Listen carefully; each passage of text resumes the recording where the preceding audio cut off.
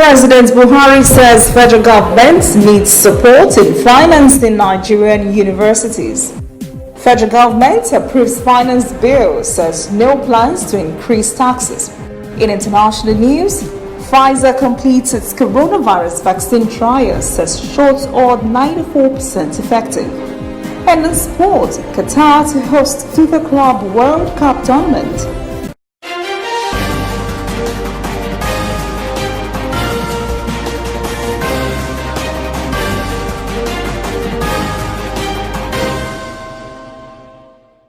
This is ANN News. I am Olajumoke Olatunji. President Muhammadu Buhari says the federal government needs support in financing Nigerian universities. He said the federal government cannot unilaterally fund these institutions. Buhari said the private sector must be involved in financing the enormous burden of the universities. He said the private sector must be actively involved in the task of providing quality education for Nigerians. The Nigerian leader said this at the 2020 convocation and 72nd Foundation Day celebration of the University of Ibadan, where he was represented by the Executive Secretary, National Universities Commission, Professor Abubakar Rashid. He charged universities to come up with programs that would help his government in reducing poverty and improving the health sector. The president also used the occasion to warn heads of governing councils of Nigerian universities against mismanaging the process of appointing vice-chancellors. He promised to meet all the demands of unions in the educational sector in Nigeria. The Federal Executive Council has approved the 2020 Finance Bill. Minister of Finance, Budget and National Planning, Zainab Ahmed, briefed State House correspondents at the end of the FEC meeting chaired by President Muhammadu Buhari. Ahmed says the Finance Bill is meant to support the 2020 fiscal year budget. The minister gave an assurance that the bill would not lead to an increase in taxes, because the situation in the country does not warrant such tax increase.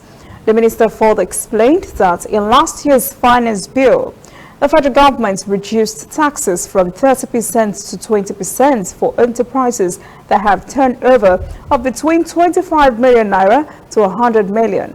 It also zeroed taxes from 30% for enterprises that have turnover of 25 million and below. She says the 2020 Finance Bill is to further renew the education tax of 2% for that lower category of enterprises that have turnover of 25 million and below. 236 new cases of COVID-19 have been confirmed in the country as the number of affected people increased to 65,693. Wednesday makes it 5 straight days without a record of COVID-19 casualty in the country. Data from the Nigeria Center for Disease Control says total number of deaths stands at 1,163. The new figures were reported from 14 states, and Lagos continues to bear the brunt of the pandemic with 142 new cases, followed by Ogun State with 9 cases. 12 other states also recorded new infections. The federal government has continued to warn Nigerians of an imminent second wave in the country. A 7-man panel of the Supreme Court has reaffirmed Doye Diri as the substantive governor of Bayelsa State. In a unanimous judgment announced by Justice Sylvester Nguta, the court dismissed the 6 appeals filed against the governor and his deputy, Lawrence Ehud-Jakwu. Justice Nguta predicated the dismissal on the withdrawal of the 6 appeals by lawyers of the appellant. The People's Democratic Party (PDP) candidate came second in the election, but was later declared the elected governor of the state after the Supreme Court judgment disqualified the All Progressives Congress candidate David Leon, who was earlier declared winner. Diri's victory has been challenged a number of times, but the Bayelsa State's governorship election petition tribunal has always declared him winner. A federal high court in Abuja has ordered the revocation of bail of the former chairman of the defunct Pension Reform Task Team, Abdulrasheed Maina. Justice Okon Abang also issued a bench warrant for Maina's arrest anywhere he's cited.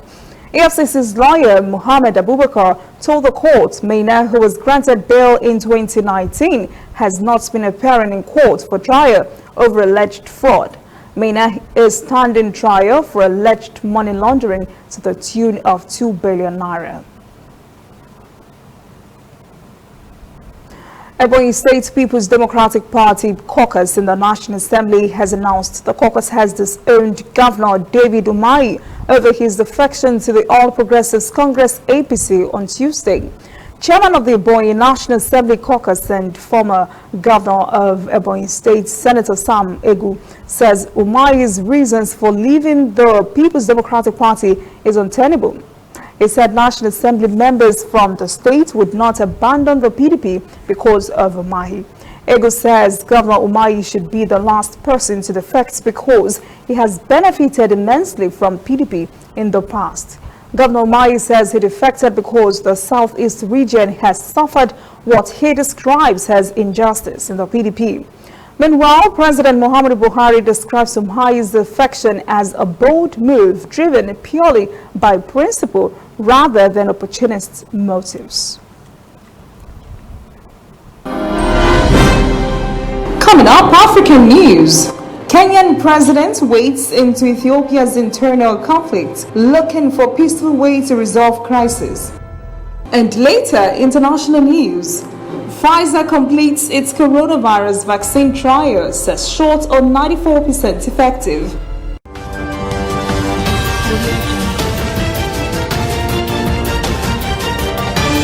You are watching ANN. Somewhere in the world, every second of the day, news is happening. And of course, Nigeria is bustling with news day and night. That is why ANN doesn't sleep. Our eyes are peeled, wide open, so no story escapes our radar. We stay abreast of world events and happenings at home. We keep you up to the minute in the world of sports. We give you information to stay on top of your investments and all the hard facts you'll need to navigate your day. If you miss us on air, you can keep up to date on our website and on our social media platforms, Twitter, Instagram, and Facebook at ANN Africa TV. We are ANN, African News Network. We do news right in a truly African spirit. Welcome back. This is ANN News. Kenyan President Uhuru Kenyatta has waded into Ethiopia's internal conflict roiling the Tigray region. He's looking for ways to bring about a peaceful resolution to the problem. The president cautioned against a full-blown conflict in Ethiopia. During a State House meeting in Nairobi with Ethiopia's Deputy Prime Minister and Minister for Foreign Affairs, Demeke Mekonnen, Kenyatta urged the Ethiopian federal government and the Tigray People's Liberation Front to de-escalate the conflict. He said the crisis risks eroding gains made by Ethiopians in developing their countries. He said Kenya and Ethiopia have long been anchor states for peace and stability. The Kenyan leader called on the warring parties to prioritize humanitarian needs of populations in the line of fire by opening up corridors for essential supplies. Libyan talks led by the United Nations in Tunisia to name a unified executive authority in Libya to help transition to possible elections next year stalled on Sunday without appointing such an interim administration. But the talks are not dead. Delegates were scheduled to gather again a week later for a virtual meeting. Correspondent Admin Chawoche reports. Stephanie Williams declared that the face-to-face dialogue in Tunis was successful because it gathered Libyan stakeholders and decision-makers from all regions, parties and political affiliations. 75 Libyan patriots came to this meeting. They stayed. They discussed intensive discussions. As you can see, we just finished and it's almost 11:30 at night. and they achieved. And indeed, a lot was achieved. Consensus on a roadmap towards elections with a clear date of the 24th of December, 2021, which is Libya's Independence Day, as you know. And it's a very important symbolic day for Libyans, and it will mark their full restoration of their sovereignty and their ability to democratically elect their own leaders. Former Tunisian Foreign Minister Mounji Hamdi is one of the leading experts on Libya. He says Libyans agreed on a number of important matters, particularly on the scope, duties and powers of the Presidential Council, which will be made up of 3 members, a president and 2 deputy presidents. The forum attendees also reached an agreement on the duties and powers of the government and the head of government. At the beginning of the week, the dialogue went rather very smoothly and very well. Unfortunately, at the end of the week, there was a deadlock in terms of the composition of the Presidential Council and the government. They couldn't agree on the mechanisms to select the Presidential Council and the government. Libyan observers assert that tensions erupted when the delegations reached a deadlock when they came to selecting the names of their future representatives. The Libyan Joint Military Committee talks were successful in Geneva and Judams because Libyan rivals concluded an agreement between the 5+5 or the group of 10 as described by the UN envoy. The talks in Tunis were unsuccessful in designating the personalities who will lead the Presidential Council and the government. These important negotiations will be made online. Libyans have great expectations. Tunisians are hopeful that Libya will no longer be dominated by armed groups, driven by local conflicts and divided between 2 bitterly opposed administrations. Experts in Libyan affairs assert that the UN-sponsored dialogue in Tunis was a historic event and a missed opportunity for Libyan stakeholders who could have made more political concessions after several years of instability in their North African country. A few months ago, Amnesty International, along with some national and refugee-led organizations in the Horn, East and Central Africa, called on governments to reopen borders for asylum seekers. Now, experts are urging the Intergovernmental Authority on Development on 8-country trade bloc to do the same. They say there are more benefits in doing so. Correspondent Hilary Yesiga reports from Kampala. This team of experts is discussing ways to keep regional borders open. They say even during a pandemic, the benefits outweigh the risks. We would like the citizens of IGAD member states to move for reasons of trade, to move for reasons of access to education, to move for reasons of safety, that they know they can always choose their place of residence and abode. The borders run between Ethiopia, Kenya, Sudan, Somalia, Uganda, Djibouti, and South Sudan. The IGAD Regional Protocol on Free Movement of Persons spells out the right of entry without visas, movement of workers, and right of residence. Experts believe opening borders will help people find a safe haven and also begin a new life in a country of their choice. But the region is still facing many challenges such as famine, drought, locusts, and insecurity, and of course COVID-19. Since the outbreak of coronavirus earlier this year, many countries have been under lockdown and are only now beginning to reopen their borders. COVID has been here with us for over now 8 months, and we as the IGAD region, we have been also affected. We actually contribute almost up to 10% of the burden in the African continent. To help reduce the virus from spreading, they say anyone traveling across borders will need a COVID-19 negative certificate. Member states are also being helped by the European Union to fight COVID-19. In our support, we are supplying them with emergency medical supplies. We are also giving them a mobile ambulance. We are giving them field vehicles. We are giving them standard ambulances, but we are also giving them, each member state is receiving one ambulance which has an ICU setup. And even with the pandemic, these experts still hope to hit their 2023 target of achieving regional economic integration and development. When we return, international news. Pfizer completes its coronavirus vaccine trial, says shots are 94% effective. And later, sport. Qatar to host FIFA Club World Cup tournament.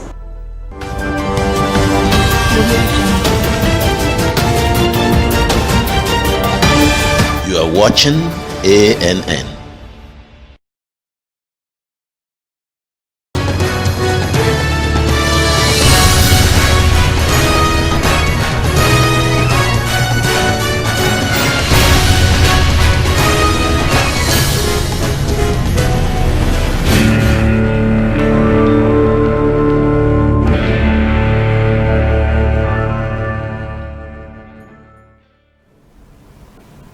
Welcome back. This is ANN News. Drug maker Pfizer has announced the completion of its coronavirus vaccine trial. The company says the shots are 95% effective with no serious side effect. The company also emphasized that the vaccine works for older persons as well.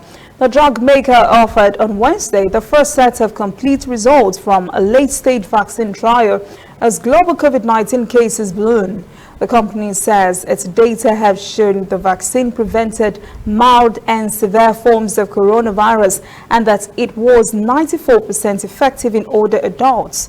That group is more vulnerable to developing severe COVID-19 and does not respond strongly to some types of vaccines. The company says within days it will apply for emergency approval from the U.S. Food and Drug Administration.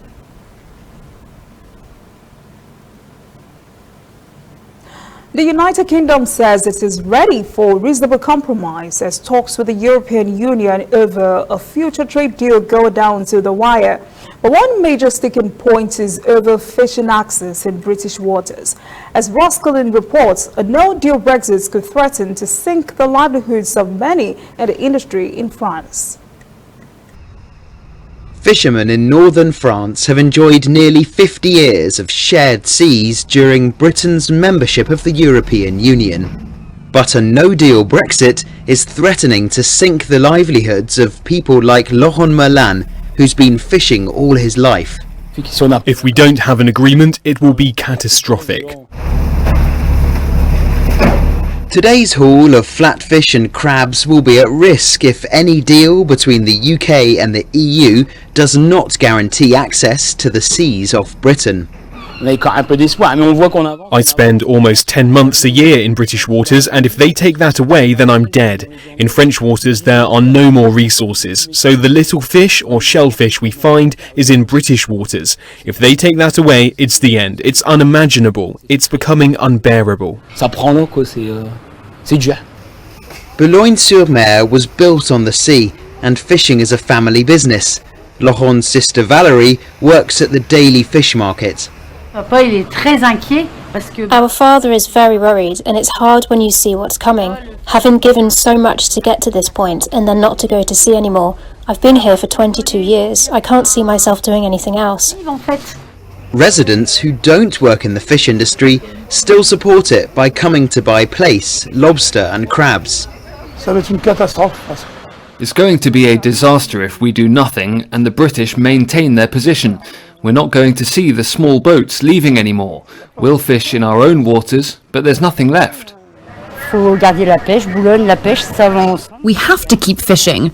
Boulogne and fishing go together. They're inseparable. And it helps the economy and tourism here too.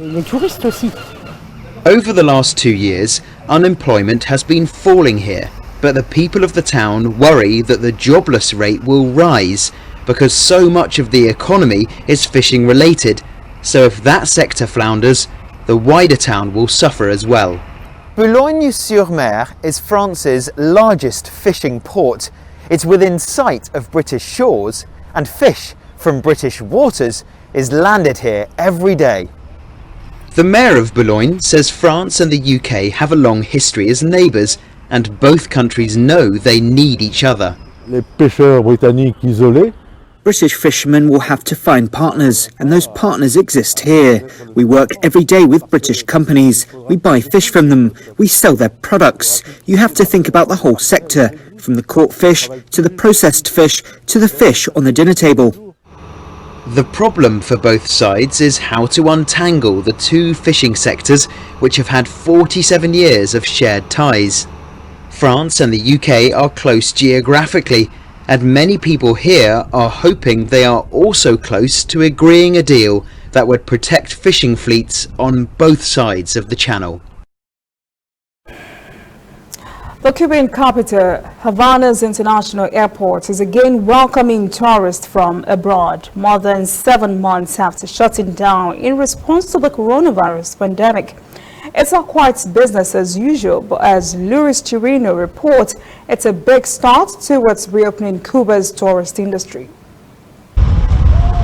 With a traditional water cannon salute, a Copa Airlines plane was greeted upon touchdown Sunday, one of the first passenger flights to arrive at Havana's Jose Marti Airport as it resumed commercial operations. Coronavirus safety protocols are a strict priority in the reopening of this and all Cuban airports. Temperature screenings and COVID-19 tests for all passengers are required. Very good. I think this is the right thing to do. Safety is in the interest of everyone, and it must be done like this, in a well thought and safe way, because safety is the most important thing. This airport is the only Cuban air terminal where U.S. commercial flights are allowed to arrive following recent U.S. sanctions on the island nation. More than 10 flights from the U.S. arrived here on Sunday, mostly with Cuban relatives on board, since purely tourist visits from America are banned. After a 7-month shutdown, Havana's Jose Marti International Airport has resumed operations this November 15 as the door to the main tourist center, which is the capital, Havana. This popular tourist destination now joins others where international airports opened over the past month to foreign vacationers. The Varadero Airport notably serves the region's renowned beaches and tourist resorts on the keys off Cuba's northern coast. Tourism is one of the island's major hard currency earners, and the reopening of international airports in time for the winter travel season is expected to help relaunch the tourist industry. An influx of funds would be welcome indeed, as Cuba attempts to revitalize its economy, hobbled by the coronavirus pandemic.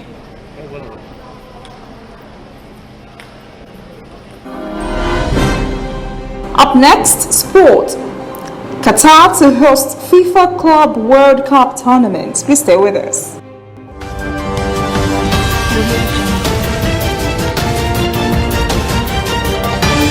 You are watching ANN. We are on the road every day, canvassing throughout Africa for news you really need.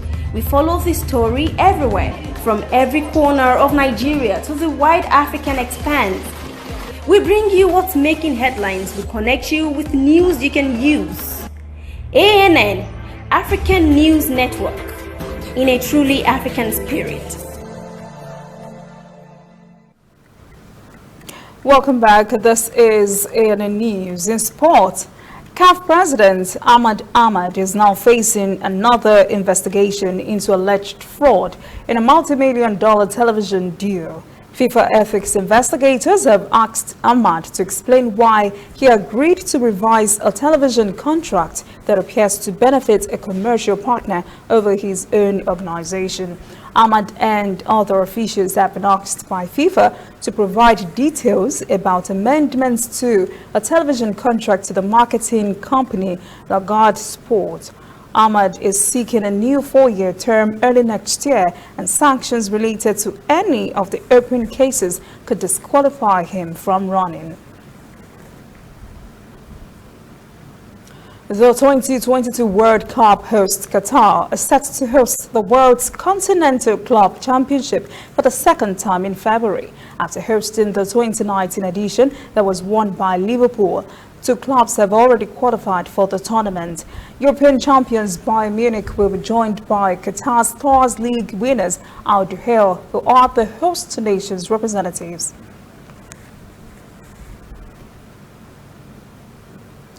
That is ANN News this evening. Thank you for joining us. For details on these and other breaking stories, visit our website, annafrica.news.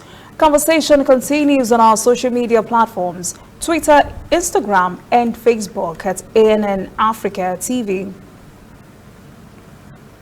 I am Olajumoke Olatunji. Have a pleasant evening.